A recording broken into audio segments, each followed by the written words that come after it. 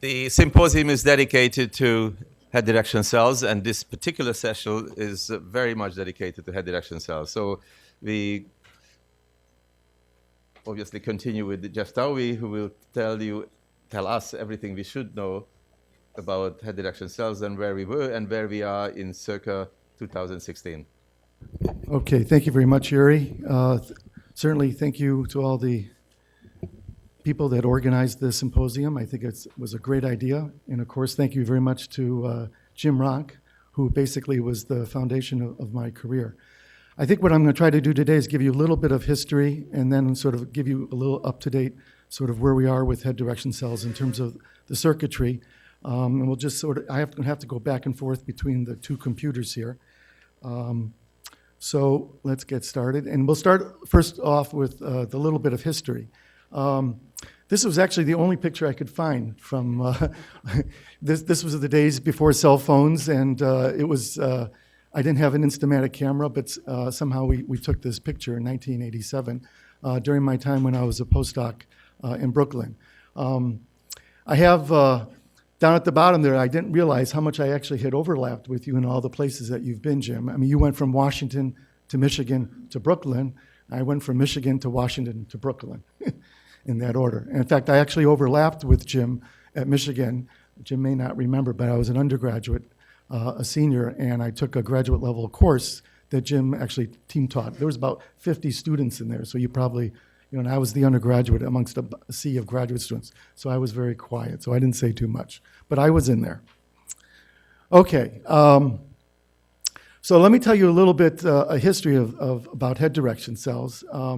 And I have a lot there up on the screen to sort of remind myself of the story as we go along. The story sort of, from my point of view, begins in Anaheim at the Society for Neuroscience meeting in 1984. When I was a graduate student at University of Washington at the time, and I was looking for postdocs to do, and Jim's lab was one of the labs I was thinking of going to. And I remember very distinctly having lunch, actually, at the Jolly Roger restaurant across the street from the convention center with Bob Mueller, Steve Fox, and John Kuby. And I think both Elizabeth and Pat Sharp were also there at the lunch. So I remember that very well. And I just remembered it being a very exciting opportunity to maybe possibly go to Brooklyn in the sense that you'd be advised by 4 different faculty. As opposed to most other places you go, you know, you have just one faculty and that's it. But here was an opportunity to go to some place where there'd be 4 people that would be helping advise me. Now, at the Society for Neuroscience meeting, as someone alluded to this morning, and again, you have to put yourself back in those days. This is 1984. This was actually just the beginning of the VCR era, and Jim actually had a video monitor in the aisle at SFN at that time, and it was playing his finding of the head direction cell. And I had no idea of the importance of it at that time. I did my PhD in a lab that was doing hippocampal slices, and I was more interested in sort of cellular and molecular mechanisms, and I didn't have very much to do with behavior. In fact, that was part of the reason why I wanted to go to Brooklyn was to learn about behavior. And I knew about place cells, but I really didn't really know that much about spatial cognition at all at the time. So I really couldn't, when I was a student back then, I really had no idea of the importance of your finding when I was interviewing for postdocs.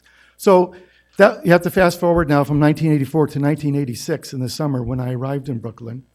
And by the time I arrived, 2 years later, there was still no paper that you had written up, actually, about the finding outside of that, I think, a small abstract that you had both with the society. And I think you also wrote a very small, brief chapter in a book that I think Yuri, where's Yuri? Yep. Did he, I think he edited a... It's a wonderful, long chapter. Yeah? I remember it as being a short one, but in any case, that was all that was really written up. There was never really any, you know, peer-reviewed article at all that had appeared at that time. So this is 2 years now after actually Jim had discovered the head direction cells. So I came into the lab sort of with that background, and as I have up there, the lab sort of operated with a very collaborative effort. Jim taught me all about recording. And I remember very distinctly one day coming in and you showing me how the oscilloscope works, how the amplifiers work, how the active filters work, all that. And after you showed all that to me, you know, in a whirlwind tour, you just turned all the dials and just left the room and say, okay, get it back. Get it back working. So somehow I figured out how to do that. John actually showed me how to do surgeries and build electrodes, and I was very grateful for that. And Bob Mueller, who obviously, unfortunately, is not here with us today, was sort of the computer geek of the lab at the time. He was a very driving force for a lot of the data analyses that were done, as well as a theoretical background as well. So here I had, 3 or 4 faculty to advise me, but no one, when I came into the lab there, no one told me what to do. It was like I was just, I don't know, I was supposed to come up with my own project or something. And again, I was coming from a very different background. I didn't know the literature all that well. And I sort of actually, as I have up there, I sort of floundered around for a few months. I always thought that Jim was going to write up the paper on head direction cells. So it was sort of like, all right, what should I do now, you know? And Jim really didn't give me a lot of guidance or whatever. But the longer I was in the lab, it was apparent that Jim had sort of, I have down here sort of towards the end, sort of retired to your office to probably work on what was the infamous book of the time, that you were always working about, talking about manifolds. And actually manifolds in David Tank's talk came up this morning, and Jim was for a long time writing a book, I think, about manifolds. Yeah. Still am. You still are? So, as people had mentioned this morning too, at the time, although I just found out the story slightly different from John over lunch. When I came into the lab, I mean, Bob and John had sort of developed this one spot tracker, which was obviously very good for place cells, but if you wanted to record head direction cells quantitatively, you had to be able to track direction. And so for that, you needed a second spot. And theoretically, there are lots of different approaches and ways that you can go about doing this. And Bob, as strong of a personality he was, he sort of convinced Jim to not write a paper until the 2-spot tracker had been developed. And the reason for that, again, it was alluded to a little bit this morning, if you put yourself back at the time, there was a lot of, I would say, doubts about really what you were recording when you saw place cells. I mean, there were a few slides this morning that showed just basically traces of, here's a neuron firing, and there would be like a little notation up on top, this is what the rat was doing. So it was a very sort of subjective type of approach, and a lot of people sort of were very skeptical and looked at it a little bit, with askance. And I think that was probably the driving force for, in particular, Bob and Jim to try to develop more quantitative ways to look at this. So, you got one spot tracker working. It shouldn't be too hard to add a second spot. And so, here we are, 1984, 1986 when I arrived, and goes into 1987. It's still really not working. Jim had sort of stopped, as I sort of mentioned, went back to his office to work on his book. And so I thought, all right, I'll try to find some head direction cells for Bob and Jim and see if we can get this 2-spot tracker working. All along, always thinking that Jim was, probably going to write up some Science or Nature paper about this discovery.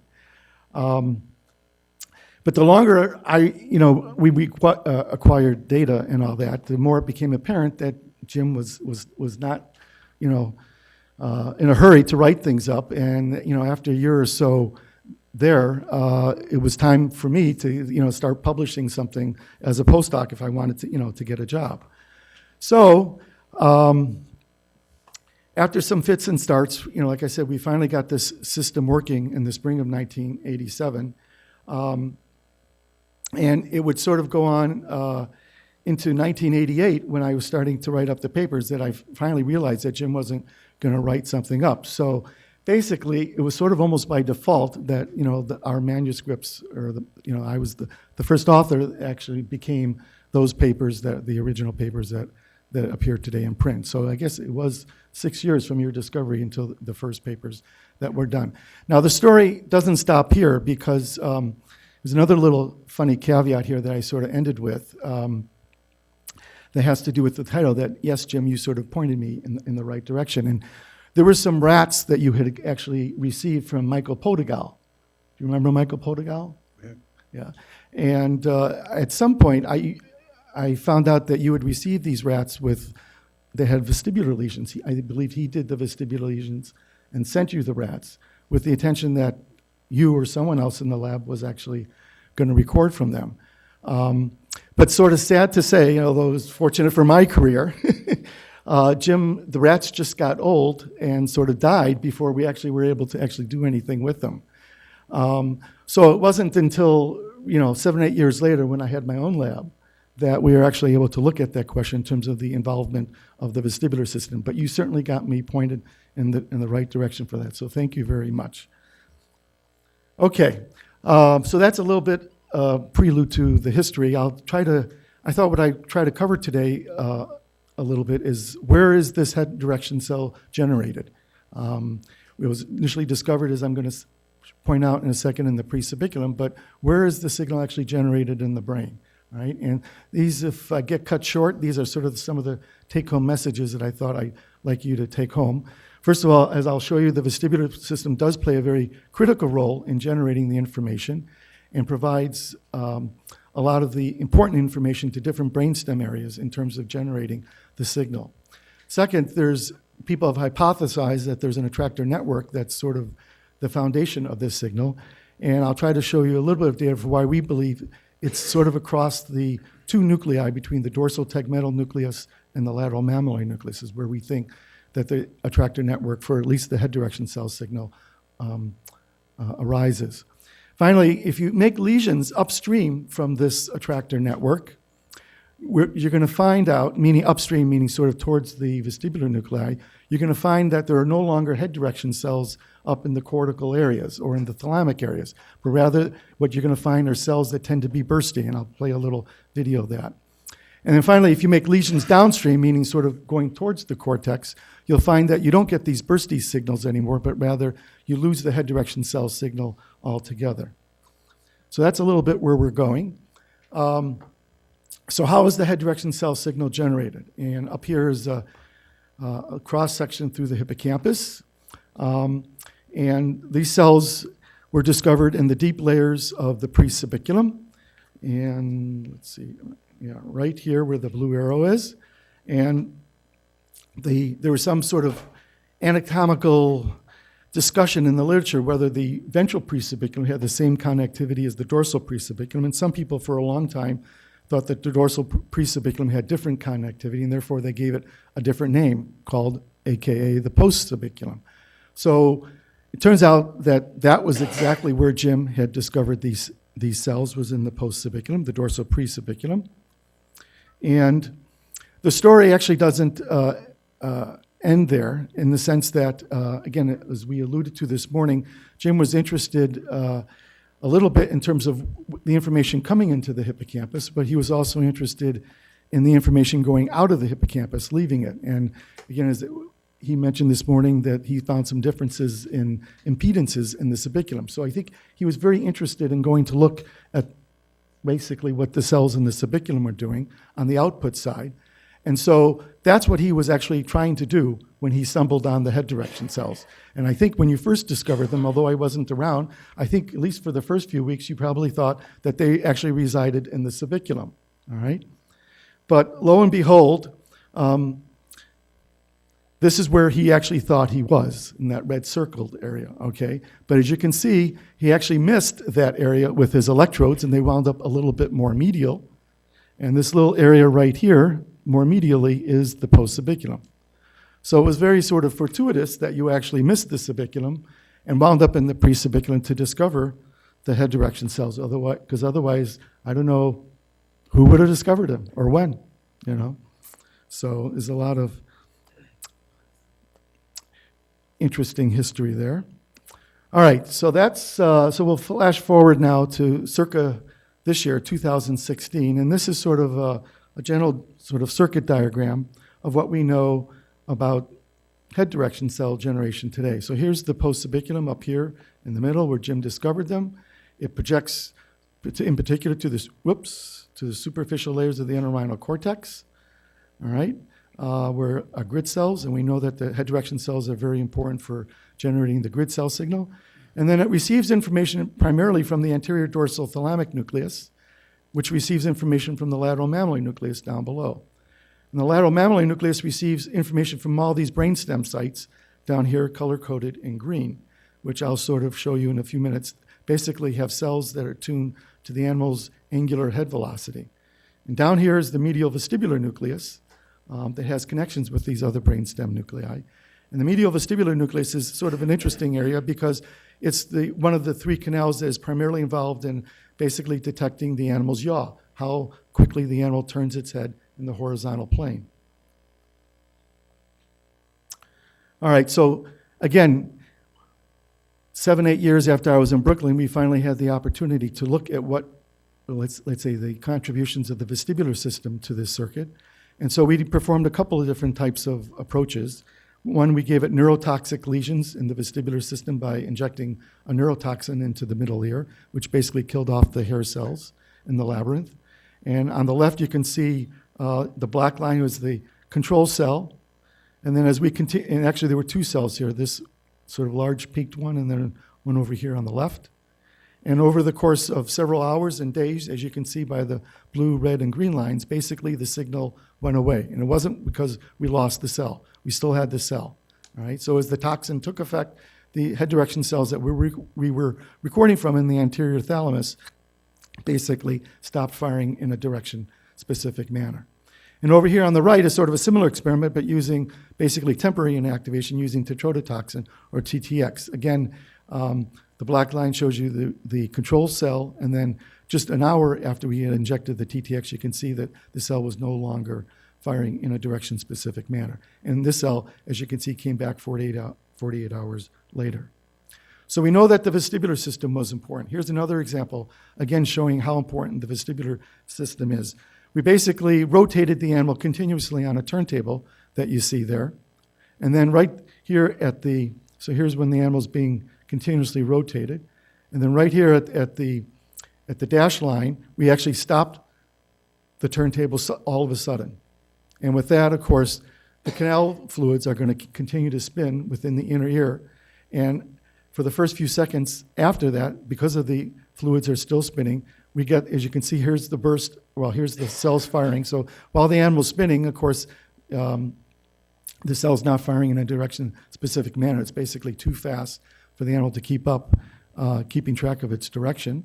But then once we stop the termination, you can see that there's a burst here, then a second burst, and then a third burst, and a fourth burst, and then it sort of peters out. So there's a bloop, bloop, bloop, and basically it's the canal fluids as they're spinning around, basically providing a signal into the system that the system is translating, basically that the animal's head is spinning and that the animal's head is probably going through that cell's preferred firing direction after each spin or each revolution.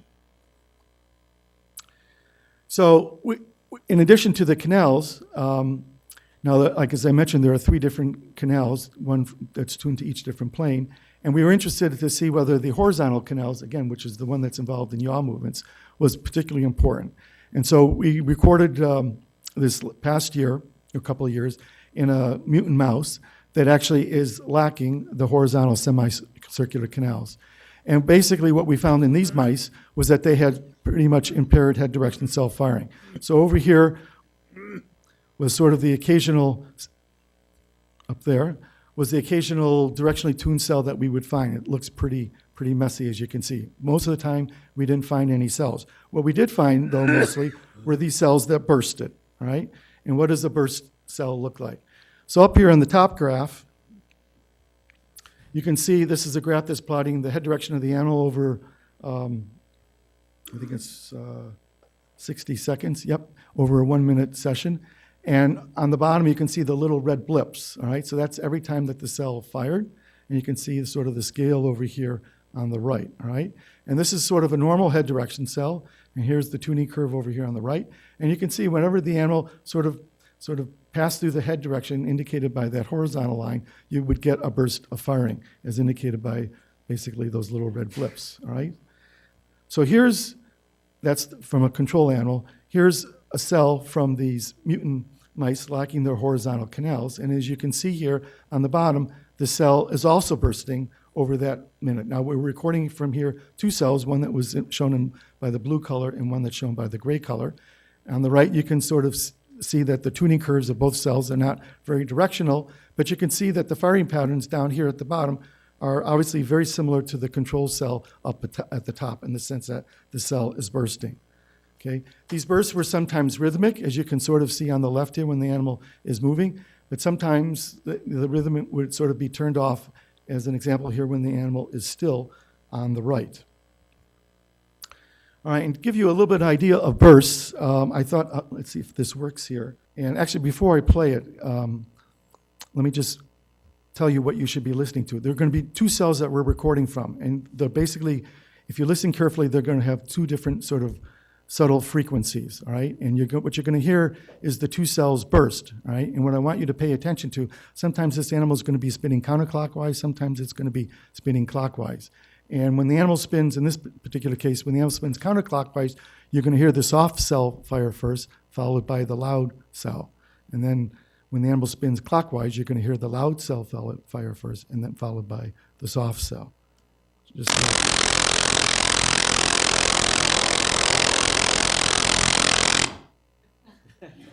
I think well, actually, you know what? Well, yes.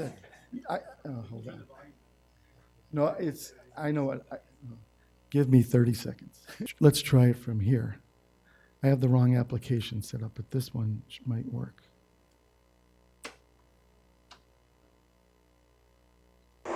Yeah, good.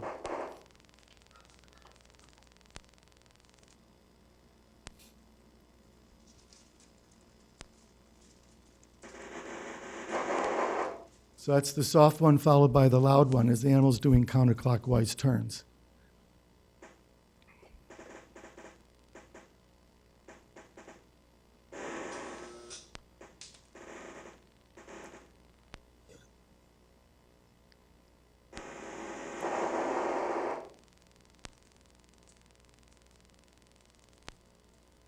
Again, soft followed by loud.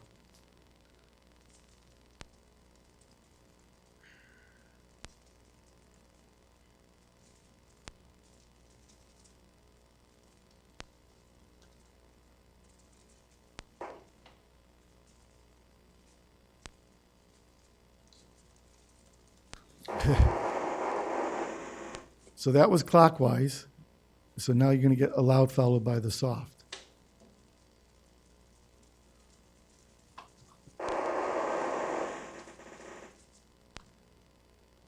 Okay, I think you get the idea. Let's see here.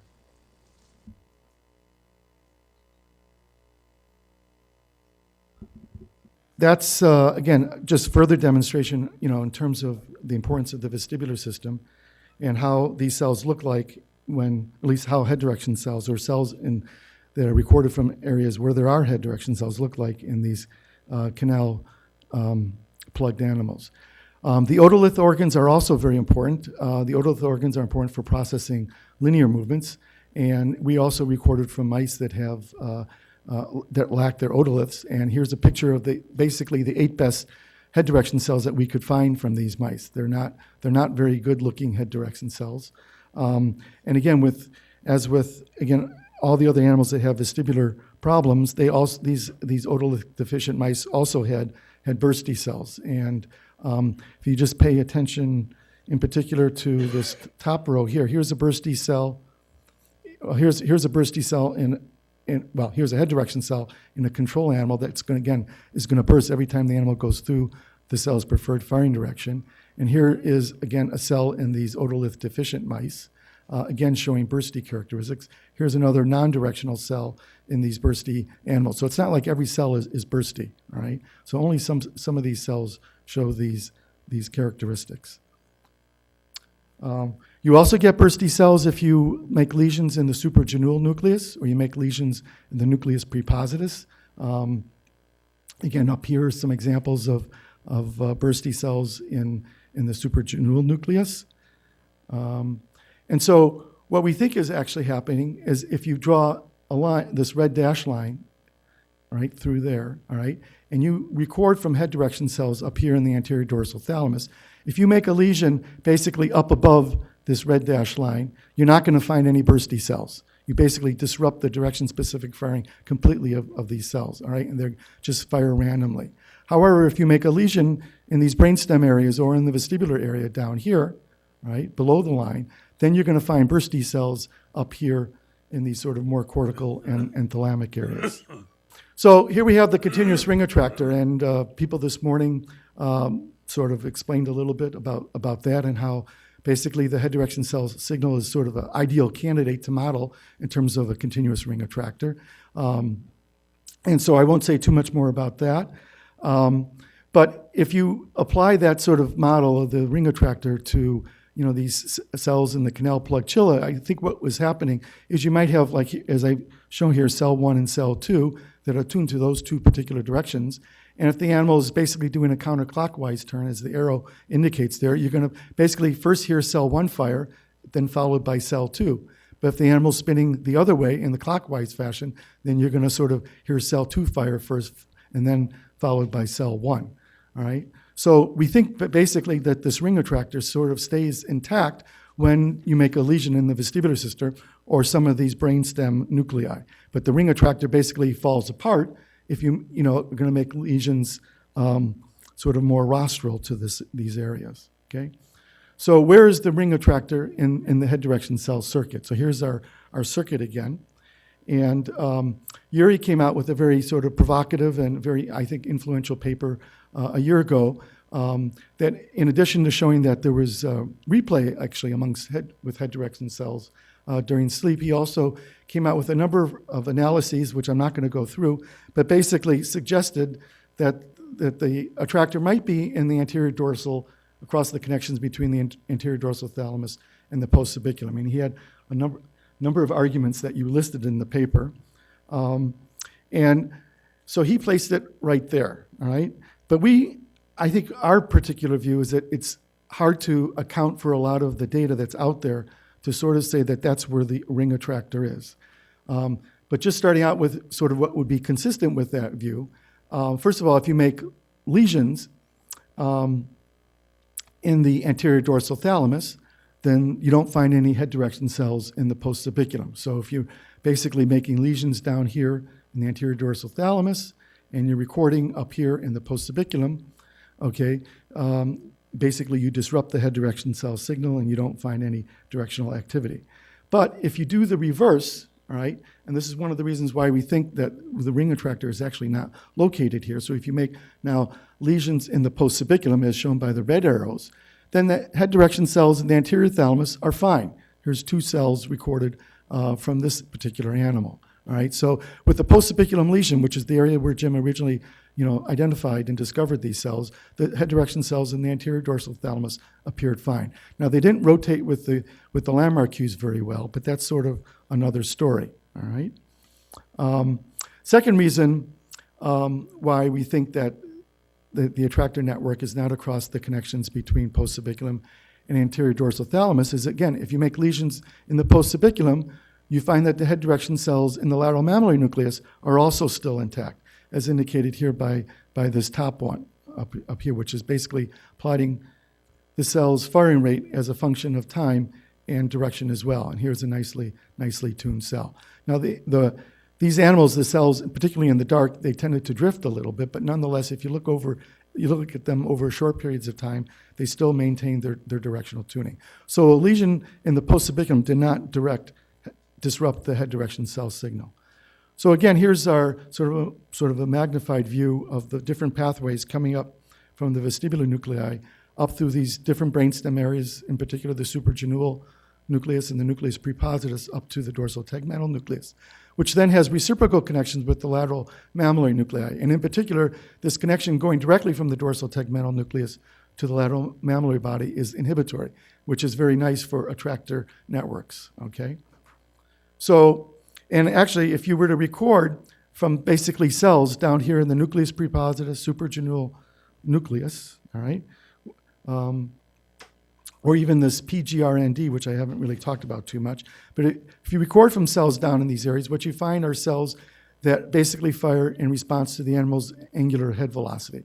And here are 4 different examples from the dorsal tegmental nucleus of angular head velocity cells. So the top row, we're basically plotting firing rate as a function of how fast the animal is turning its head, either clockwise, which is to the left, or counterclockwise to the right. And you can see some cells are sort of symmetrically tuned in the sense that their firing rate goes up pretty linearly as the animal turns its head either clockwise or counterclockwise, while other cells tend to have a more asymmetric type of appearance, where basically turning their head to one side, in this case, the clockwise side for this one on the bottom left, there was a nice increase in firing, but basically the firing going in the other direction, in the counterclockwise direction, the firing was not modulated at all. Here's another example of an asymmetric cell. So these 4 cells are types of cells that you can find in the dorsal tegmental nucleus. Here are further angular head velocity cells that we've recorded from in the suprajuvenile nucleus up on top, nucleus prepositus, and again, this PGRND nucleus. So down here in the brainstem, it seems to be filled with these angular head velocity signals. We're trying to understand a little bit the difference across these different areas, but right now we don't have a good handle on that.